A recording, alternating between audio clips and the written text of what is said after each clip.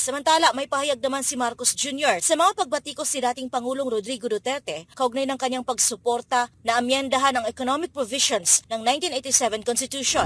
Nalilitoan niya siya dahil inconsistent daw si FPRRD sa mga pahayag nito. Ang pahayag ni Marcos Jr. ay ginawa matapos siyang hinga ng komento sa mga statement ni dating Pangulong Duterte sa kanyang tunay na motibo sa pagsuporta sa charter change. Yung konstitusyon na inabot under which Marcos was elected, ganon rin. One term, 6 years. Ito, excuses na lang ito. Kagaya nito ni Marcos noon sa tatay niya. Ang puntarya talaga nila, ito, dito, ito. Yung term extension. So, kung may galawin man ang konstitusyon, isa lang. Pahabain lang talaga ni Marcos kung anong ginawa ng tatay niya, gagawin niya. Na term extension talaga ang puntirya ng kasalukuyang administrasyon. Mga dahilan lang umano ng Administrasyong Marcos ang mga probisyong nais nitong baguhin sa saligang batas. Gayunpaman, sinabi ni Pangulo Marcos na kailangan niyang suriin muna ang komento ni former President Duterte. Kaya huwag kayong pabayag.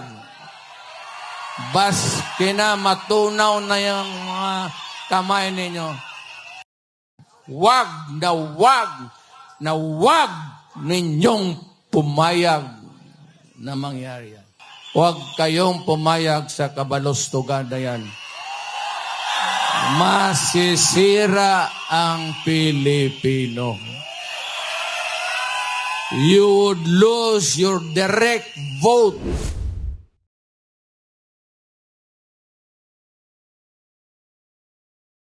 Nilinaw ni Pangulong Ferdinand Marcos Jr. na wala siyang personal na issue sa kanyang hinalinhan na si dating Pangulong Rodrigo Duterte sa kabila ng mga umuusbong na maiinit na usapin. Sa panayam ng Philippine media sa sideline ng kanyang 3 araw na pagbisita sa Germany, sinabi ni Pangulong Marcos na alam niya kung paano haharapin ang mga personal na issue, gayon din ang iba pang issue na may kaugnayan sa kanyang trabaho. Ipinaaabot naman ni Marcos ang kanyang pagbati sa nalalapit ng karawan ni former President Duterte. Samantala, may pahayag naman si Marcos Jr. sa mga pagbatikos si dating Pangulong Rodrigo Duterte kaugnay ng kanyang pagsuporta na amyendahan ang economic provisions ng 1987 Constitution.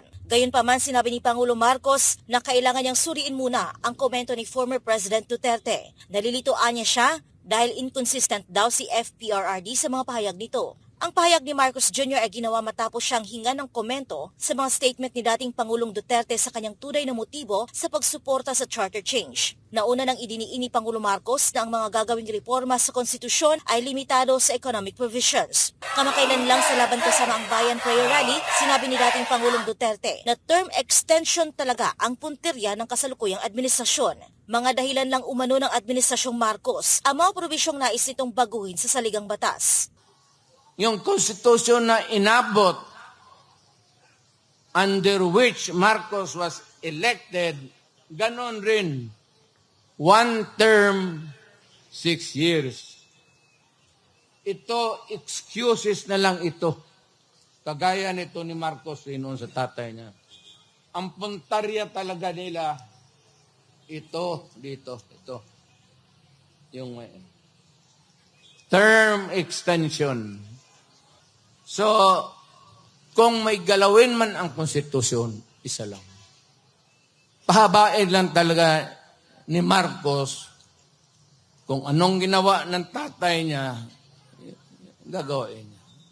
Tinawag ni former President Duterte na kababuyan ang balak na pagpapahaba ng termino. Binara rin ng dating Pangulo ang kumakalat na People's Initiative. Pinayuhan naman ni FPRRD ang mga Pilipino na manindigan at huwag magpaloko sa mga ipinapakalat na pirma o People's Initiative at huwag ding pumayag sa term extension. Kaya huwag kayong pabayag. Baski na matunaw na yung mga kamay ninyo. Huwag ninyong pumayag na mangyari yan. Huwag kayong pumayag sa kabalostugan na yan. Masisira ang Pilipino. you would lose your direct vote